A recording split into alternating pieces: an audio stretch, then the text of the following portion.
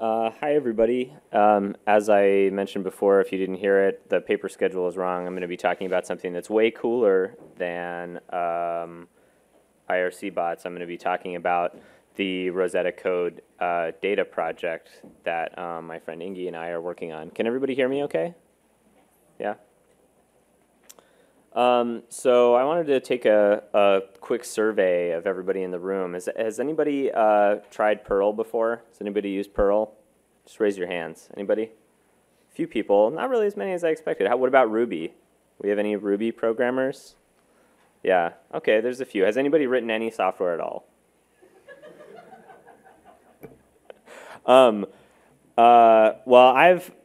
What about giving a talk at a software conference? I'm not raising my hand. This is my first time. What about SNUSP? Has anybody heard of SNUSP? That's a different programming language. Oh, we got one. All right. But he's cheating because we showed it to him yesterday. SNUSP is like a it's a visual sort of programming language. It has a two-dimensional code space. So this is the program FizzBuzz running. The idea of the program FizzBuzz is that you print out the numbers 1 to 100, but if the number is divisible by 3, then you print the word fizz, and if the number is divisible by 5, then you print the word buzz. And if it's divisible by both, then you print FizzBuzz. So you can see here that by running this program, we get 1, 2, fizz, 4, buzz, fizz, etc.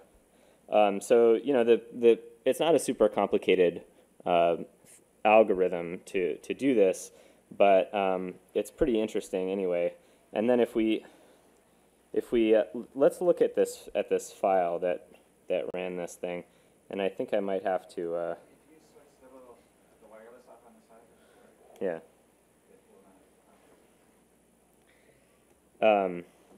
So this is the program that just made that. So you can see in the up here, it's creating all of these. It's basically loading the ASCII characters that it's going to need to print into a series of registers, and then it goes through a bunch of computation to figure out if it's divisible by 3 or by 5, and then down here is the area where it converts the number into an ASCII character to print, and there's actually a graphical debugger that you can run to see FizzBuzz in action. And what's happening with these lines is that the program pointer moves around in this 2D space and can bounce off of the slashes. Any kind of slash acts as a like a reflector. So when the program pointer hits it, it will bounce off and keep going in a different direction. And then there are a bunch of other instructions you can do too. Now, obviously, it's not a super practical language, but eventually it will print out FizzBuzz. We can make it go faster. Oh yeah. I'm not sure we're actually. I resized the window after it started running, so I'm not sure we're actually going to get any output. But you get the idea. Oh, there we go. We printed out 1 down at the bottom. So so that's pretty cool. It's not quite as cool as Chef though. Now this is not Chef, the configuration management thing.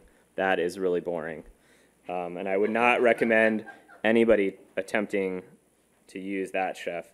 But there's a different language, a programming language called Chef, and the idea is that your program should look as much as possible like a recipe.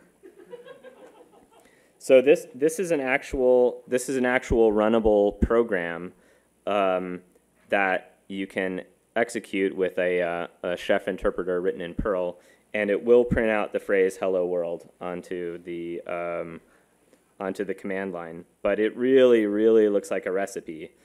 And it actually is runnable as a recipe also, and it will result in a chocolate cake with chocolate sauce when you're done. So it is, yeah. It's one recipe and 2 outputs. You either get Hello World or chocolate cake, depending on what interpreter you run it on. These are all esoteric languages, or these 2 are esoteric languages. They're not necessarily the most useful, but they're super interesting. And the way that I found out about both of these languages is through this website called RosettaCode.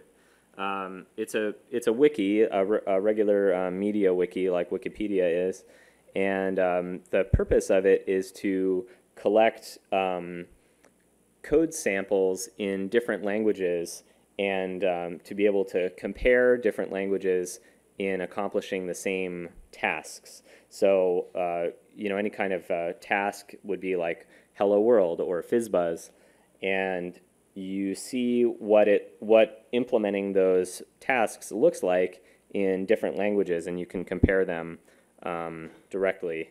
And on this website, there are 666 tasks. 666 tasks in almost 500 languages, and as it says here, not all of them are implemented in all of the languages because that is a lot of code, but it ends up being about 8% implemented, which is actually a lot. It's thousands and thousands of code samples. It's a really interesting website to just go browse through. You can look at all of the programming tasks, and it's all organized by the name of the task. And then, so for FizzBuzz, for example, there's a page for FizzBuzz, and then you get that task implemented in all the different languages that anybody has contributed for. And it's a wiki, so anybody who wants to get on there and contribute a code sample, if you have a favorite language that isn't well represented, you can get on there and write some I don't know, S or whatever you're interested in. Yeah, see, it's been not PostScript. Oh, PL/SQL. Okay, well.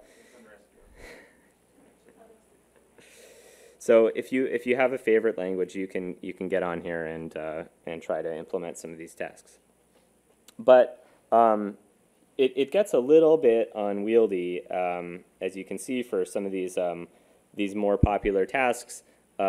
It's just pages and pages and pages of code, all slammed together. So this is cool, but if you want to run some of this code and actually try it out, it gets to be a little difficult also, because then you're copying and pasting code out of this this web page and pasting it into a file. Then you're trying to figure out what the file extension is supposed to be, and you have to find an interpreter to run it most of the time, or a compiler in some cases.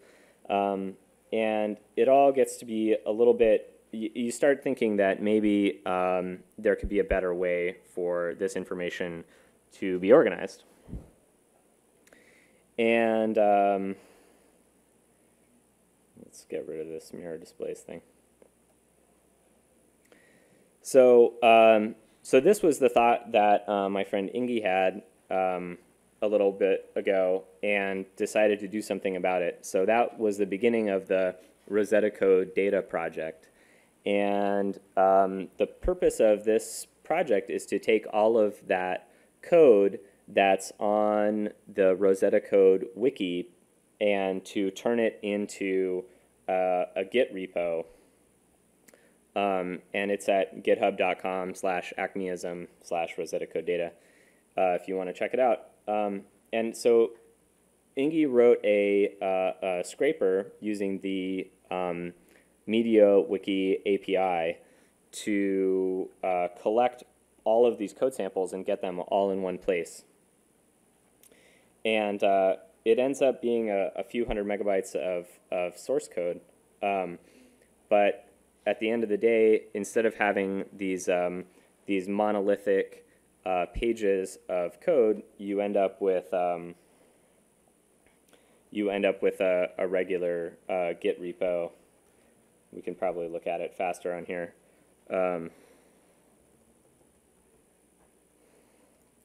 You end up with a regular Git repo with all of your tasks implemented in all the languages as individual files. So we can see FizzBuzz in Ruby, for instance, and we've got 7 different implementations of FizzBuzz in Ruby, but they're all broken out here into separate files. And I've never tried this, but we can just see if any one of them will run. And yeah, it does, and it's that easy. Once you've got this whole repo checked out, if you want to start playing with lots of different languages doing lots of different tasks, it's pretty neat.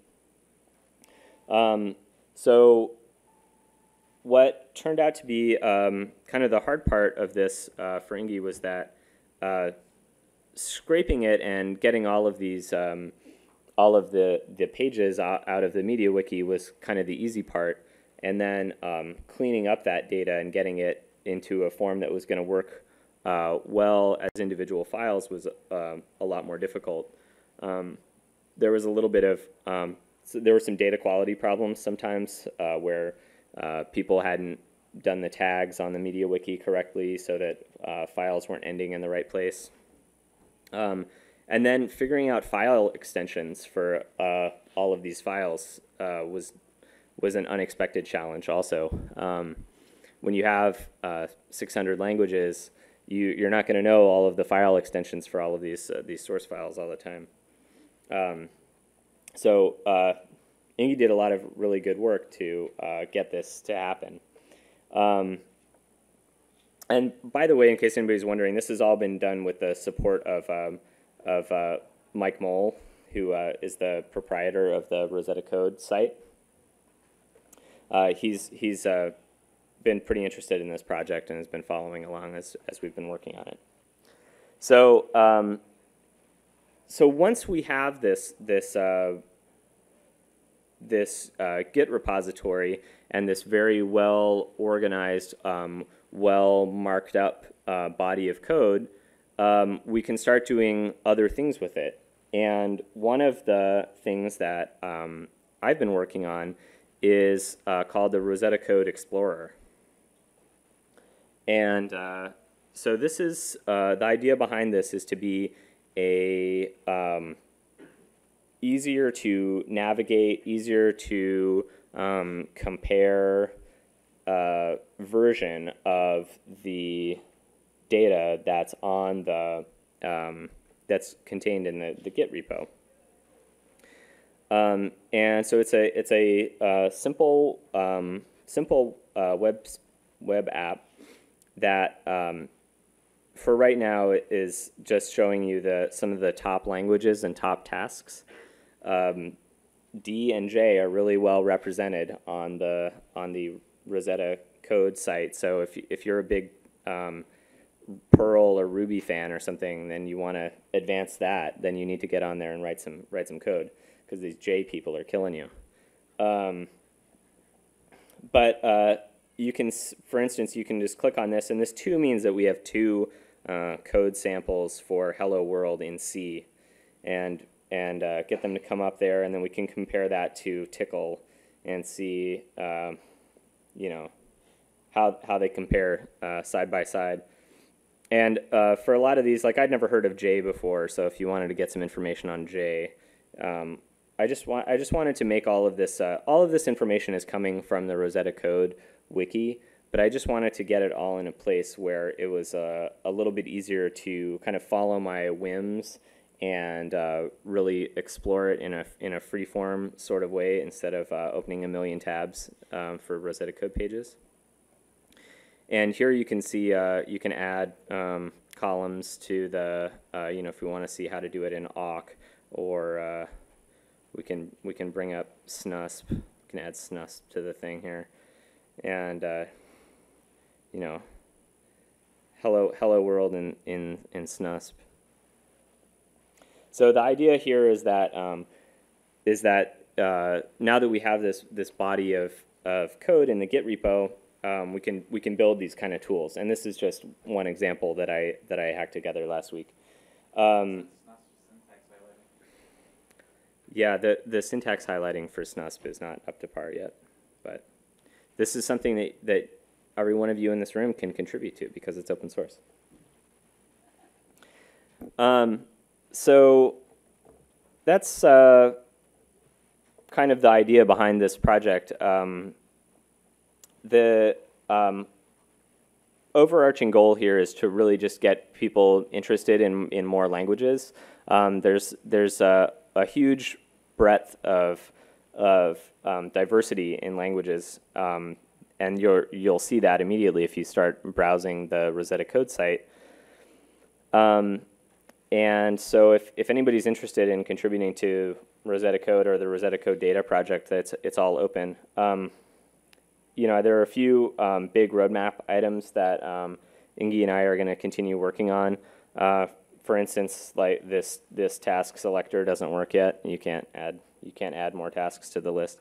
But we have more ideas for this, like being able to have tags associated with languages and tasks, so that you can say, I only want to look at esoteric languages, or I only want to look at Lisp derivatives, and kind of compare and contrast. One of the biggest things that we would really like to add to the data project is the ability to get command lines for any of the code samples. Like if I wanted to actually run this tickle example, say, or the J version of Hello World, and I wasn't familiar with that language already, it would be nice if this project could provide me a command line to tell me how to do that. And even better, if it could tell me how to install the packages I needed to do that. For instance, if you were running Debian, if it would just give you an apt-get command line to install the J interpreter, that would be incredible. And then for a lot of the less common languages, like snusp, for instance, there wasn't a readily available interpreter. There is now. Ingi put one together and put it on CPAN, but kind of collecting interpreters from all over the web and getting them into a place where people would be able to get a hold of them easily is another big roadmap item. A couple more things that Ingi's been working on is with the RosettaCode data project. Now that it's on, now that all of this code is on data, is on GitHub, it's only been syncing down from the wiki.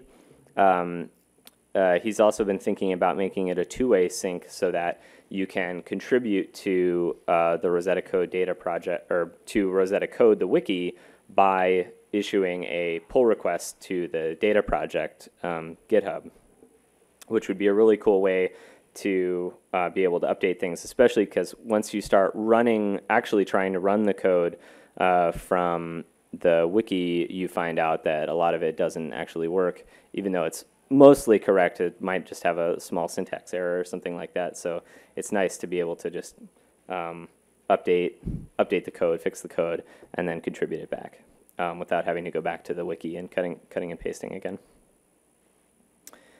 And then the final thing that Ingi's working on now is trying to get the complete revision history from the wiki converted into Git revisions on GitHub, so that everybody who's ever contributed to the wiki is attributed properly in the revision history of the Git repo. So that's a pretty big one. Anyway, that's about it. Does anybody have any questions about this project? No? Okay, thank you very much.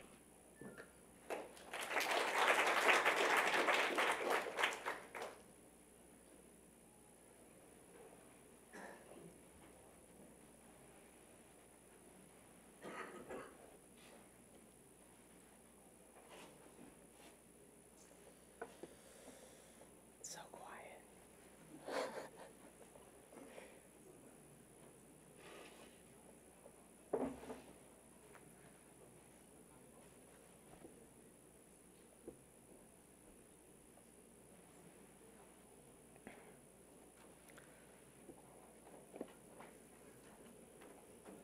If anybody wants to contribute to this project, you can talk to me or you can talk to Ingi in the greenish striped shirt, or you can get a hold of us via GitHub through the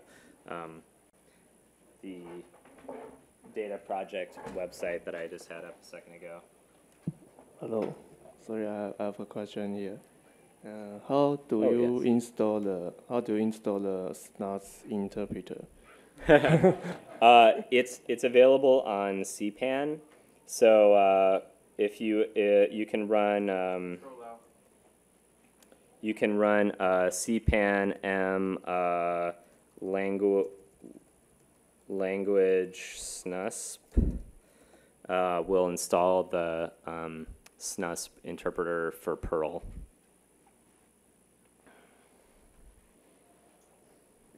Okay, thank you. What is the motivation of developing SNUS? Oh, well, I didn't develop SNUSP. It was just something that I found out about on the website. It's basically a 2D version of Brainfuck, if you're familiar with that. So it's just a minimalist language that's, I think it's very interesting to look at. And it also makes programming a computer much more like building a physical computer, like a mechanical device to accomplish the same result, which I think is a really interesting idea.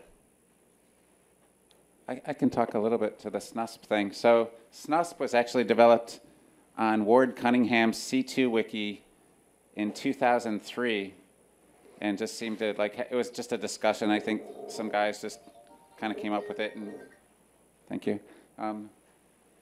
So all of the code samples are actually in the wiki, in Ward Cunningham's C2 wiki, the original wiki. And the interpreter, the Perl for the interpreter was actually in there, and the Perl for the debugger was also in there. So I actually just took the code and I gave credit back to the wiki page and released it as a CPAN module. And then I actually went and rewrote all of it so I could understand it. Yeah, it's... Hey, can you bring up the SNUS program?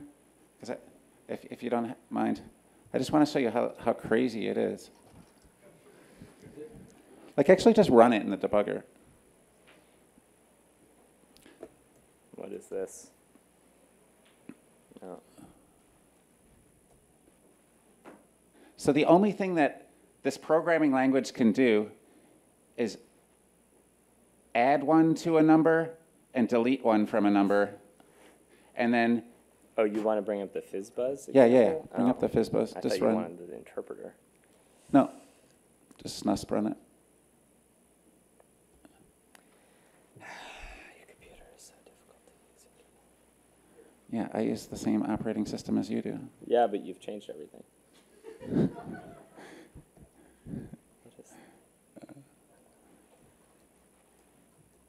There you go. Why doesn't backspace work? Because I remapped it to What are you talking about? Never mind, you guys don't get to see it. Oh, come on.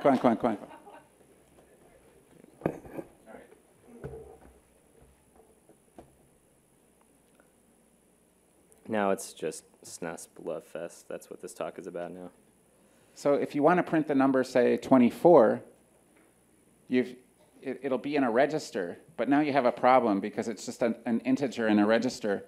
You have to break the number into the 2 and the 4, so you divide by 10, and you get the 2, and then you modulus by 10, and you get the 4 into 2 other registers. Now you have to turn those into ASCII characters. So basically, you have to add 48 to each of those registers, and then they'll have the numbers which you can then print by calling the dot print command. Yes, the period is the print command. Of course, switching between the registers to get to the right one that you want to print. Oh yeah, there you go. It's kind of off this. It's just big. Is it running? No.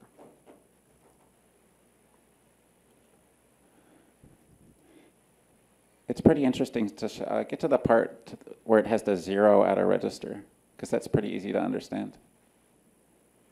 Whoa. Okay, so speed it up till it prints one. You guys don't have to stay here. But you want to. Okay, so just hit print out the spacebar. one. Oh. Now it's zeroing out the register. Okay, Whoop. slow it down. Spacebar. There you go. Hit spacebar. Okay, so now look at the current register. It's up at the top. It's 24 because it has the square brackets around it. Now, we've got the 24 up there. Now hit the N key to single step to the next step. So it's going down. The pointer is going down, but it hits it goes a little slower. So now it's hit a reflector. It's going to go to the right. It's going to go to the minus and decrement 1. It's going to go up. So it's just, so lay on the N key for a little bit. Get down to close to 1. So now we're counting down. Now stop. Okay, so now go down and go over. Increments to 0. Now the question mark, if the current register is 0, will skip over the next character. So it skips to that, and that will return to where that function was called from, so N back up there, yeah. So you get it. You see how it works. Now, when you hit next on that one, it's going to change registers. Yeah, it's going to, okay, whatever. Yeah. Oh, hit it a few, ooh, yeah. So there you go. Try Snusp, everybody. Actually, try Chef. I'm really interested in Chef. I want to try writing a program in Chef next. That Chef is really stack-based. It's the idea is that you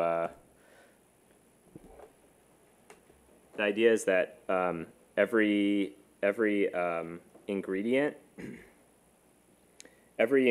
is one of your initializing variables here. So this is setting the variable chocolate chips to 33 and the variable butter to 100, and the units are arbitrary. You can put anything you want in there. And cooking time is ignored, and the oven is ignored. Those are just comments, basically. So then the method section is your actual execution. And so what this is doing is you can have an arbitrary number of mixing bowls, but you start out with just one. So you're putting and the mixing bowl is your stack. So you're putting chocolate chips on the stack. So you put 33 on the stack, and then you put 100 on the stack, and then you put 54, and so on. And then when you have to liquefy things in order to make them into ASCII characters. And then pouring the contents of the mixing bowl into the baking dish is making your output. And then serving with chocolate sauce is a subroutine. So chocolate sauce is what's making world, is what's printing out world. So it's all very cool.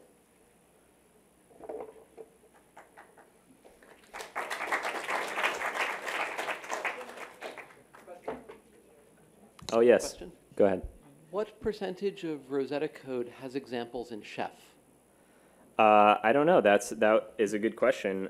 We could figure it out with the data that we now have available in the data project. Cool. Not very many. I think there's a FizzBuzz and a Hello World, and I think that actually neither of them work. I found that chocolate cake one does work for the Hello World, but the one that's on the wiki right now does not actually work.